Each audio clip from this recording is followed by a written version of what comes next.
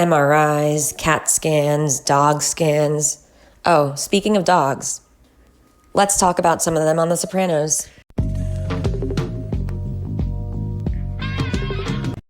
It's no surprise that we find dogs in many different places on The Sopranos.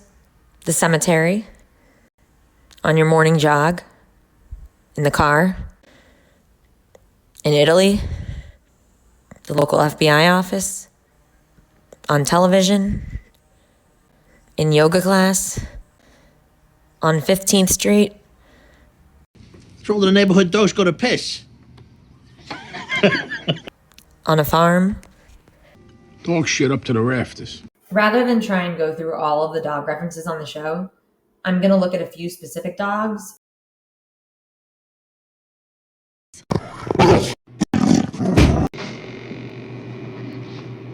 The dream Rottweiler.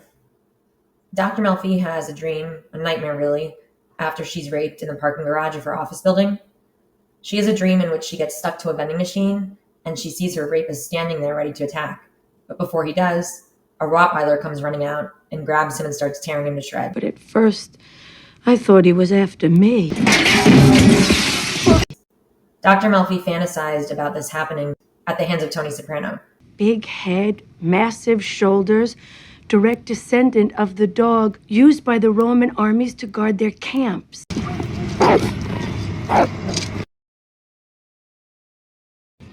My dog. It's okay. Just take her.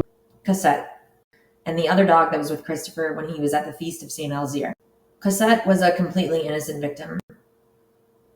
He falls asleep on her while he's high, and he suffocates her. On the other hand, the dog that comes into contact with Christopher at the feast of St. Alzire, also while he's high, the difference here is the dog has much more space and lives to see another day, unlike Cosette. At the same time, this stray dog's life in general probably isn't nearly as nice or comfortable as Cosette's was. I guess there's always a give and take. I gotta suffocate you, you little prick. Classic Sopranos foreshadowing. Tony's so disturbed by the thought of Christopher killing Cosette that he says, "I ought to suffocate you, you little prick." Whatever happened there, even after both Cosette and Adriana are long gone, it seems like Christopher still has them on his mind. That's for a pocket dog. You know I love animals, but this thing is so gorgeous. These prairie dogs, they'll sleep during the day. Coco. You may know her as that fluffy French Coco piece of shit. That French poodle is all I got left to sell. Though as angry as Tony gets at Angie for talking to Carmela and asking if she can have more money from Tony for the dog to get an operation, we certainly see Tony's soft spot for animals come alive when he leans down and starts petting Coco. Angie's probably terrified, thinks that Tony's about to hit Coco with the bat. Hey. I'm sorry, Tony. Good girl.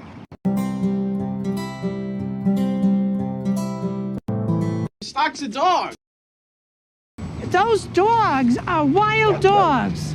Cemetery dogs. You two-faced fuck. Take your hand off.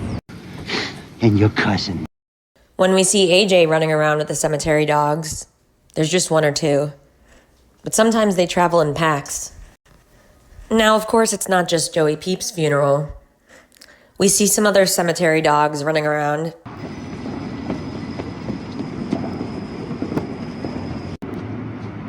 Junior! Junior! We tend to think of dogs as having like a sixth sense when it comes to people, knowing if someone's good or bad. But I suppose they can't be perfect. Dogs don't know everything. Maybe this is why we see little Petey over here really seems to love his owner, his person, Coach Hauser. Now, this may be a bit of a side note, but I feel like if this situation were to have happened later on in the series, I don't think Tony would have been okay with them kidnapping the dog in order to make a point. I don't know. Maybe I'm overthinking it, but I feel like Tony wouldn't like the idea of the dog being upset or worried or scared or even possibly harmed. I mean, Christopher's not exactly the most responsible driver.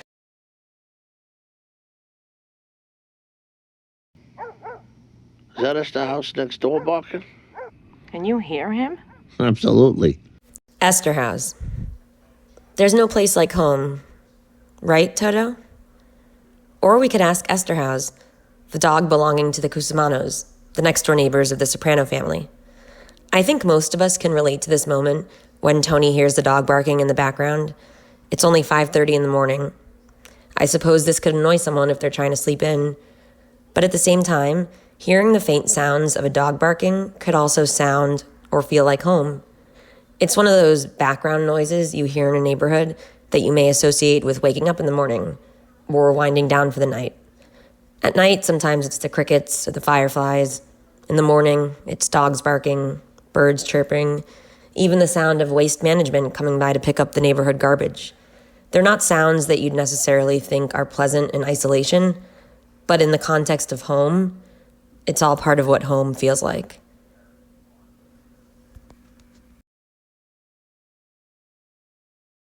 You have attack dogs on the property. I mean, we did, but she got hit by a car. So there's a chance that AJ's just lying here because he wants to sound cool by saying that they had an attack dog. Or he could be referring to just a regular dog. But in either case, we never hear Tony or anyone else in the family talk about this dog that supposedly got ran over by a car. It would actually make a whole lot of sense if the Soprano family did have a dog that had gotten run over and was suddenly taken from them.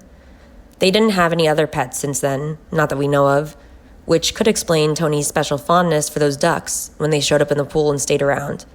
But then they left too, followed by Tony having a panic attack. It may have triggered memories of losing the dog that got run over. And this could also explain some of his extra sadness and hurt over finding out what happened to Pyomai.